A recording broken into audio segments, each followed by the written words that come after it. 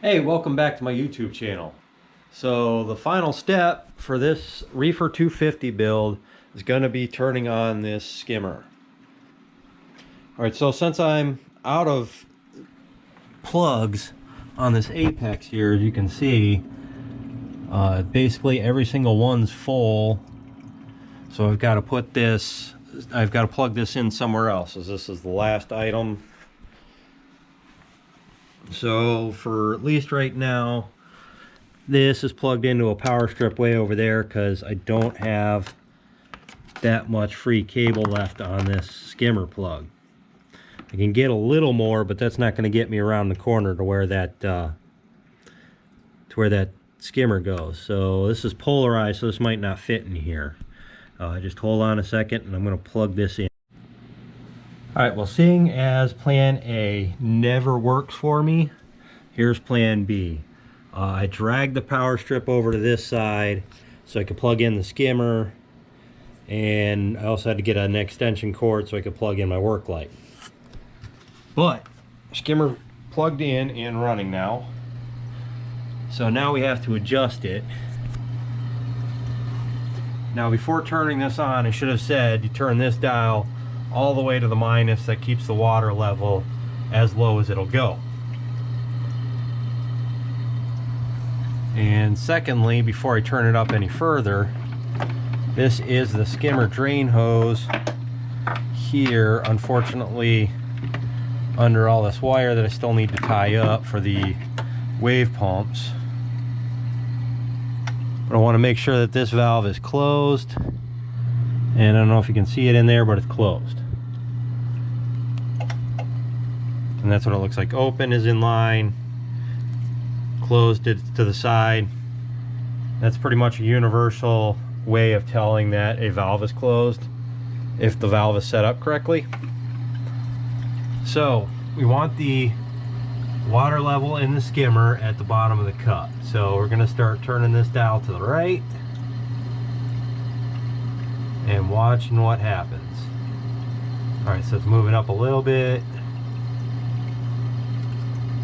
More. More. Maybe I turn it up too much there. It's starting to go up the skimmer, so I'm going to turn it down a little bit. And a couple panic turns to the left.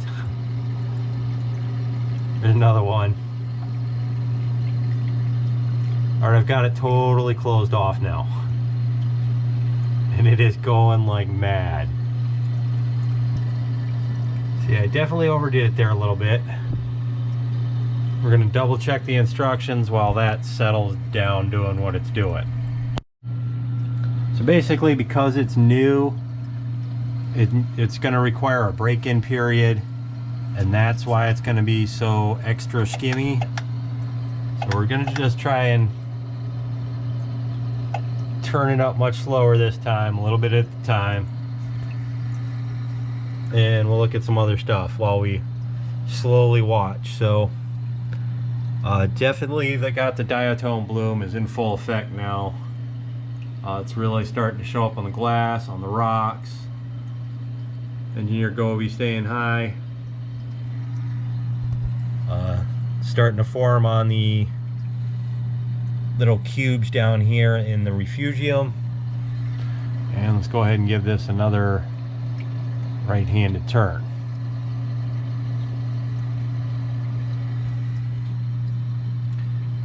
So I'm not sure that,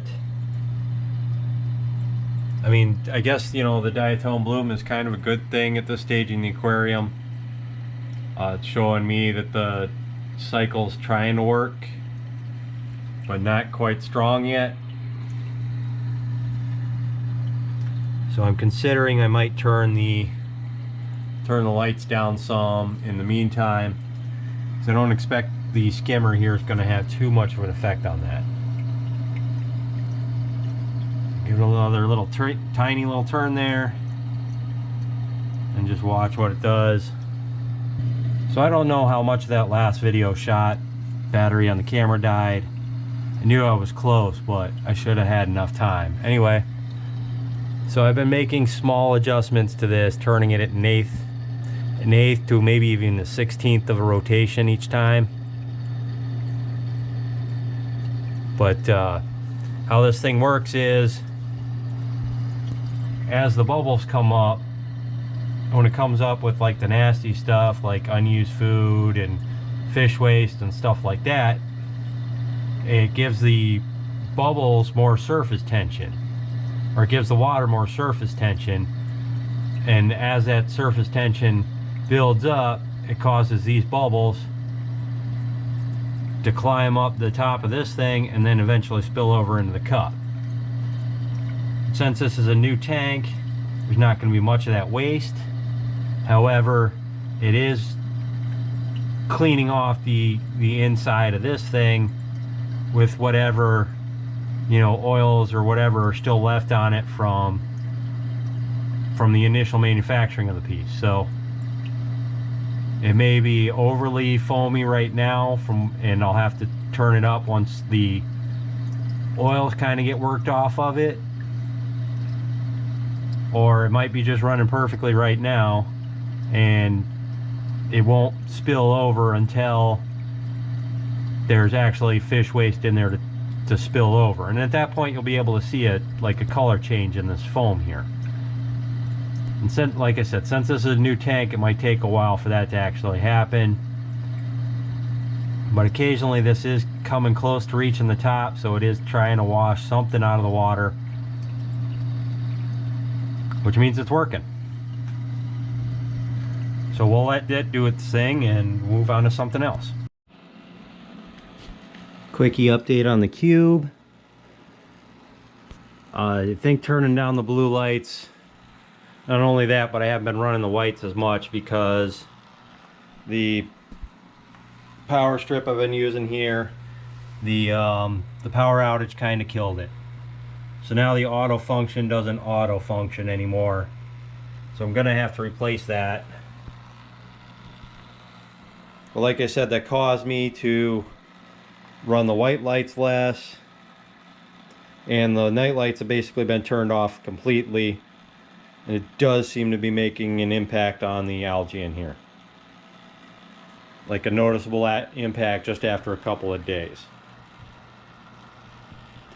Down here, I don't know if you can see in here, but there was a party going on when it came down earlier.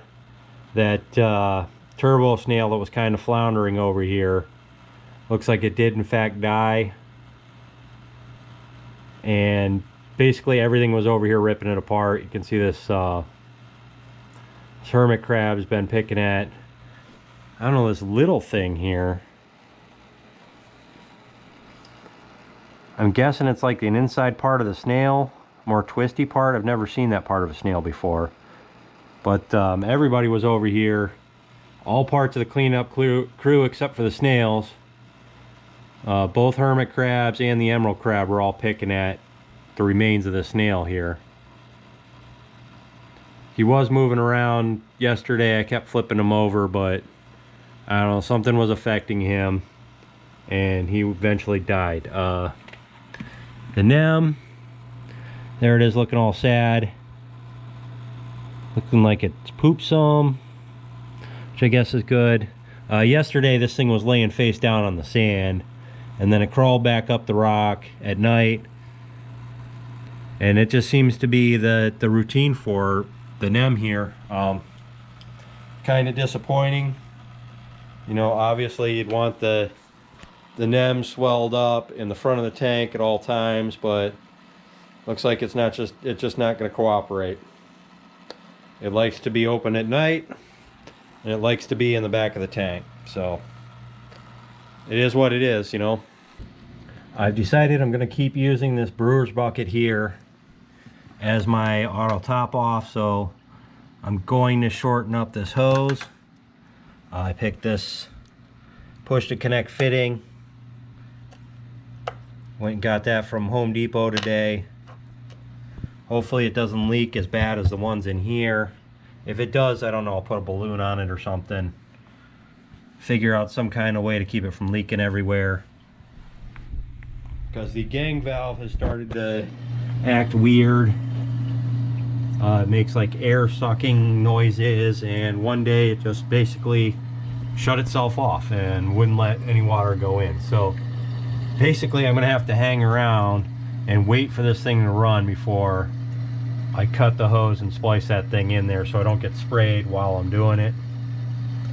And then feeling a little lazy, I don't feel like shutting it off entirely because it's part of the apex, and who knows what'll happen if I do that. So not gonna run the risk. Just gonna wait till the next time it runs, which this thing runs all the time, so I shouldn't have to wait long. So I've been trying to trap more bristleworms, and I don't know if they're becoming more weary of this trap or if it's just like the other stuff that's been going on in the tank. The fact that the hermit crabs there don't ever seem to leave this thing alone when it's in the tank. One thing I didn't mention about them eating these snail remains here is that giant worm that we've seen a bunch of times that comes out of the back of this bigger rock here was over here trying to eat it too. I wasn't sure how I could possibly catch him since he's obviously too big to go in, or he's big enough that he can reach inside the trap from wherever he lives without having to leave his hole. But the look I got at him today kind of leads me to believe that he's one of those types of bobbit worms that looks a lot like a bristleworm, but is not in fact a bristleworm. And I don't see how he could be, because he's just so big, and most of the bristleworms I get are, you know, they're just not that massive size. So I got to figure out how to get him out. I tried to just stab him and maybe cut him in half. And so I thrust my little scraper tool down in there at him, and I definitely didn't cut him in half.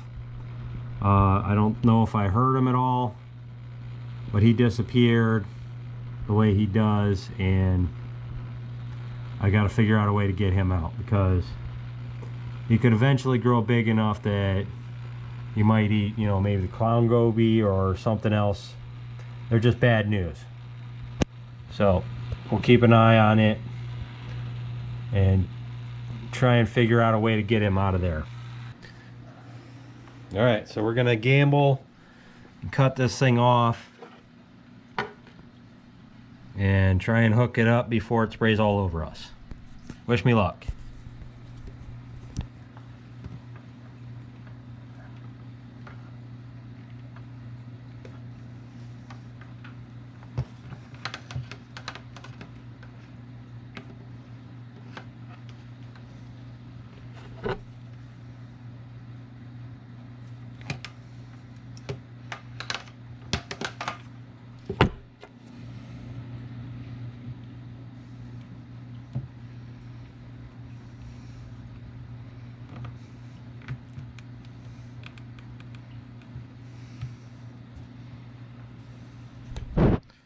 Alright, so that's a connection. There's really nothing to it. These are pushed to connect, so all you do is you push the hose in there and it connects it. Now we can take this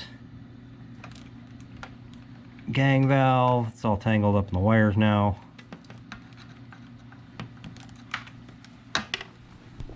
And our extra hose, and we can put that to use somewhere else if we find someplace else that needs it. Alright, so at some point I bet you guys are all wondering what all this cost me. Shut the door here real quick. So I don't have an itemized list of what I paid for everything, so we're just going to do it in the order that I have it written down here.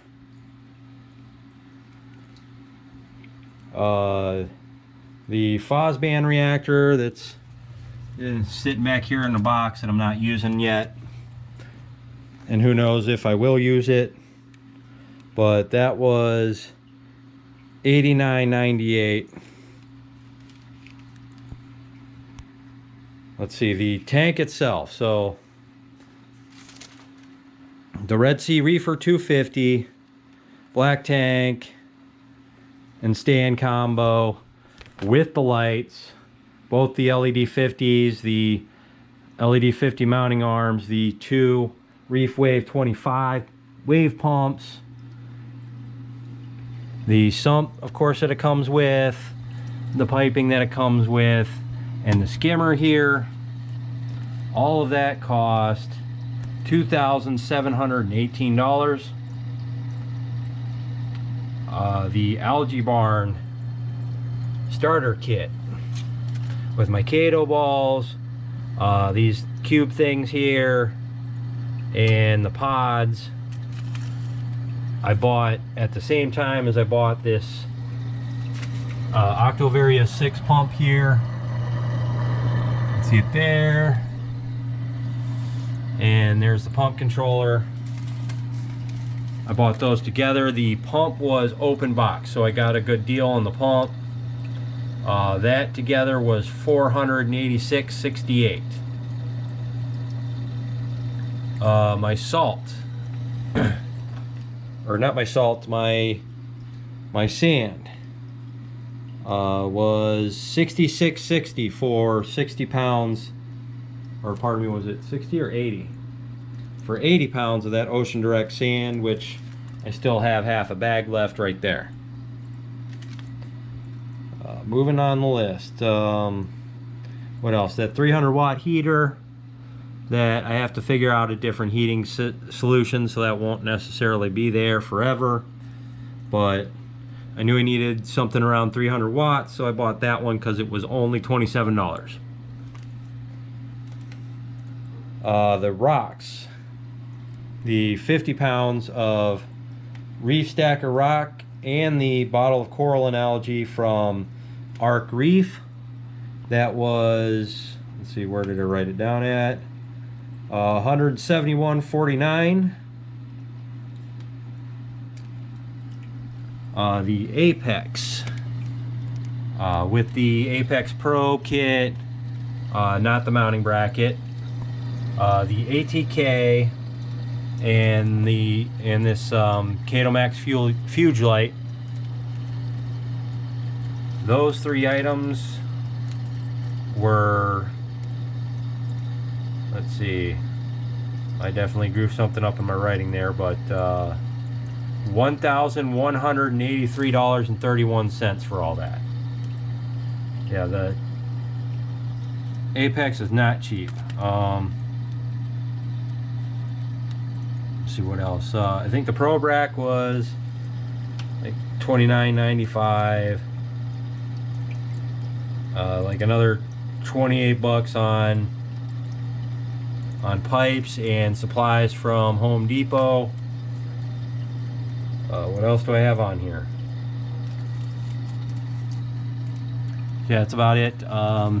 This is, once again, this is the module for the Apex ATK top-off system.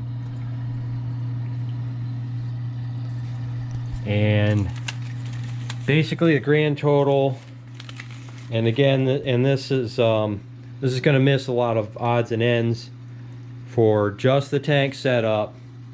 It's $4,802.31.